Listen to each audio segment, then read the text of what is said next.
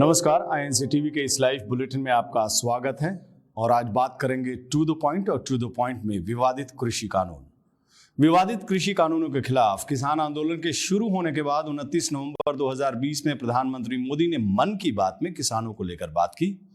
इस दौरान उन्होंने नए कानूनों से किसानों को होने वाले फायदे भी गिनाए थे। प्रधानमंत्री ने कहा था कि किसानों की दशकों पुरानी मांगों को पूरा करने के लिए नया कानून लाया गया है। काफी विचार विमर्श के बाद भारत की संसद ने कृषि सुधारों को कानूनी स्वरूप दिया। इन सुधारों से न सिर्फ किसानों के अनेक बंधन समाप्त हुए हैं, बल्कि उन्हें नए अधिकार भी मिले हैं, नए अवसर भी मिले हैं।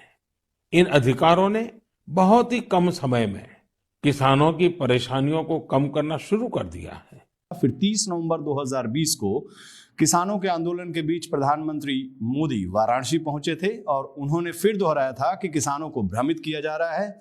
और उस दौरान प्रधानमंत्री ने विपक्ष पर भी हमला किया और कहा कि विपक्ष कृषि कानूनों को लेकर झूठ फैला रहा है। अब अगली डेट पे आते हैं। 15 दिसंबर 2020 को प्रधानमंत्री मोदी ने गुजरात के कच्छ में किसानों से संवाद किया, जिसमें कहा कि केंद्र सरकार लगातार किसानों के हित में काम कर रही है, लेकिन विपक्ष इसे भ्रमित कर रहा है। प्रधानमंत्री मोदी ने कहा था कि दिल्ली के पास जमा हुए किसानों की साजिश के तहत भ्रमित किया जा रहा है। लेकिन कुछ लोग ऐसा भ्रम फैला रहे हैं कि आपकी फसल का कोई कॉन्ट्रैक्ट करेगा, एग्रीमेंट करेगा तो जमीन भी चली जाएगी। अब अगली तारीख 18 दिसंबर 2020 को प्रधानमंत्री ने मध्य प्रदेश के रायसेन में वीडियो कॉन्फ्रेंसिंग के जरिए किसान कल्याण कार्यक्रम को संबोधित किया, जिसमें विपक्ष पर झूठ फैलाने और किसानों को भ्रमित करने का आरोप लगाया। अब अगली डेट पे आते हैं। 25 दिसंबर 2020 को प्रधानमंत्री ने किसानों से संवाद कार्यक्रम में साफ कर दिया था कि केंद्र सरकार कानून वापस नहीं लेने वाली और कृषि सुधार से जुड़े कानूनों को लागू करेगी। उन्होंने फिर विपक्ष पर निशाना साधते हुए कहा था कि किसानों के कंधे से फायरिंग करने का आरोप विपक्ष पर लगाया। 30 जनवरी 2021 को प्रधानमंत्री ने संकेत दिए थे कृषि कानून वापस नहीं लिए जाएंगे। उन्होंने कहा था कि जहां तक किसानों के मुद्दों की बात है, सरकार लगातार किसान नेताओं से बातचीत करने के लिए तैयार है। प्रधानमंत्री ने कहा था, बस मैं एक फोन कॉल दूर हूं। नरेंद्र सिंह जी ने सभी किसान आंदोलन से जुड़े लोगों की मीटिंग में कहा कि हम लोग आज समझौते पर नहीं आ पा रहे हैं। हमारी तरफ से ये प्रस्ताव आपको हम दे रहे हैं, आप जाकर के चिंतन मनन कीजिए और मैं एक फोन कॉल पर दूरी पर हूं। आप जब भी मन बना लें, मैं कुछ ही घंटों में आपके साथ मिलने का कार्यक्रम और स्थान तय कर लूंगा। और संसद सत्र में प्रधानमंत्री ने किसान आंदोलन पर निशाना साधते हुए कहा था कि इसमें आंदोलनजीवी परजीवी की तरह होते हैं। आदरणीय सभापति महोदय, हम लोग कुछ शब्दों से बड़े परिचित हैं। श्रमजीवी, बुद्धिजीवी, ये सारे शब्दों से परिचित हैं। लेकिन मैं देख रहा हूं कि पिछले कुछ समय से इस देश में एक नई जमात पैदा हुई है, एक नई बिरादरी सामने आई है और वो है आंदोलनजीवी। ये जमात आप देखोगे, वकीलों का आंदोलन है वो न वहां नजर आएंगे, स्टूडेंट का आंदोलन है वो वहां नजर आएंगे, मजदूर का आंदोलन है वो वहां नजर आएंगे, कभी पर्दे के पीछे कभी पर्दे के आगे। एक पूरी टोली है जी जो आंदोलनजीवी है। वो आंदोलन के बिना जी नहीं सकते हैं और आंदोलन से जीने के लिए रास्ते खोजते रहते हैं। हमें ऐसे लोगों को पहचानना होगा कि वो जो सब जगह पे पहुंच करके और बड़ा आइडियोलॉजिकल स्टैंड दे देते हैं, गुमराह कर देते हैं, नए नए तरीके बता देते हैं। देश आंदोलनजीवी लोगों से बचे, इसके लिए हम सबको, और ये उनकी ताकत है। उनका क्या है, खुद खड़ा नहीं कर सकते चीजें, किसी की चल रही तो जाके बैठ जाते हैं। वो अपना जो जितने दिन चले चल जाता है उनका। ऐसे लोगों को पहचानने की बहुत आवश्यकता है। ये सारे आंदोलनजीवी परजीवी होते हैं। 18 जून 2021 को उन्होंने कहा कि सरकार किसानों से बातचीत के लिए तैयार है, लेकिन कृषि कानूनों को वापस नहीं लिया जाएगा। अगर किसान संगठन कृषि कानूनों को वापस लेने के अलावा कोई बात करना चाहते हैं तो सरकार तैयार है। अगली डेट 1 जुलाई 2021 को उन्होंने कहा कि किसी भी कीमत पर कृषि कानून वापस नहीं होगा, लेकिन बातचीत के सभी रास्ते खुले रहेंगे।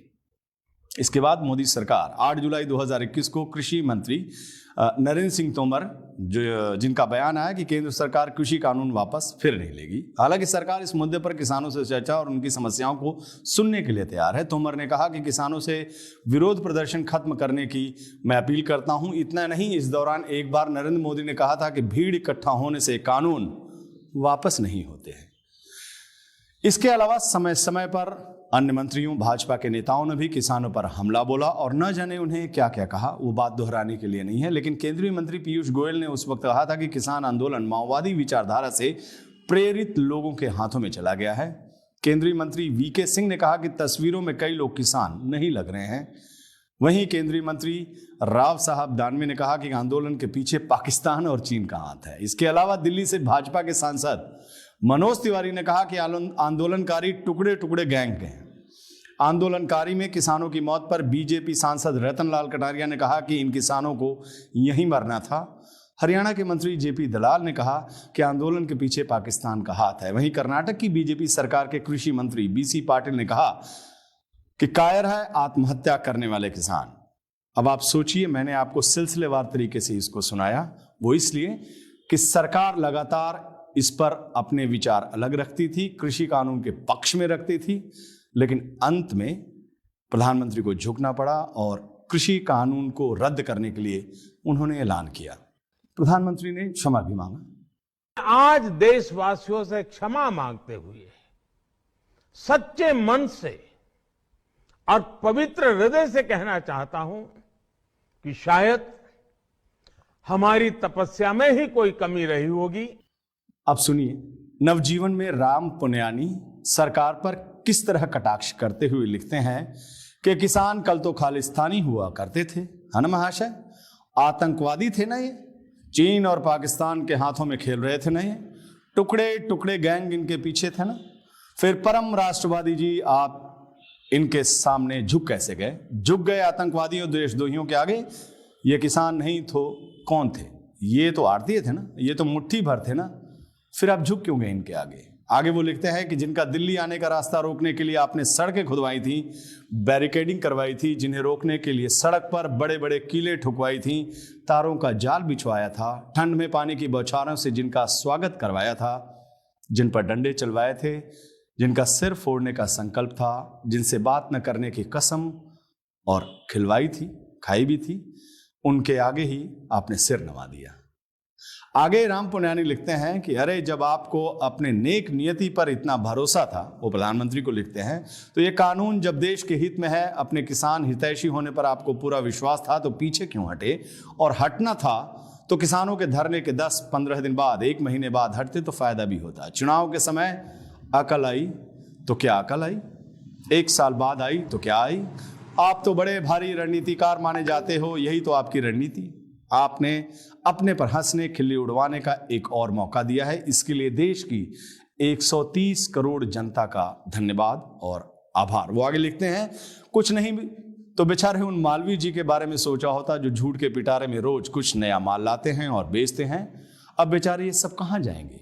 करेंगे वही जो कर रहे थे, मगर आपने इनका मॉरल डाउन कर दिया है। अब रोते रोते, खांसते, खखराते, लजाते, शर्माते समर्थन कर रहे हैं, फिर पीछे हटेंगे तो फिर समर्थन करेंगे। फंस गए बेचारे गरीब मास्टर स्ट्रोकी जी के चक्कर में।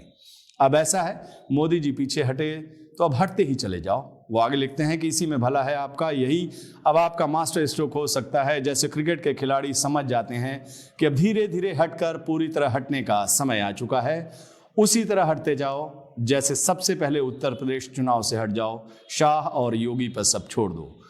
आप आगे रहोगे तो भी वही होना है, इसलिए हारने का सेहरा इन दोनों के सिर पर बांध कर छुट्टी पाओ। फिर हटते हटते इतना हट जाओ कि सीन से गायब हो जाओ। राम पुन्यानी लिखते हैं, वो अपने लेख के अंत में लिखते हैं कि मोदी जी, ये मेरे मन की बात है। आपके प्रधानमंत्री होने का फायदा ये हुआ कि मैं भी अब मन की बात करना सीख गया हूं और देश भी अब मन की बात कर रहा है, जिसे शायद आप प्रधानमंत्री सुन रहे हैं। नमस्कार, इस बुलेटिन में इतना ही। आप देखते रहिए INC TV।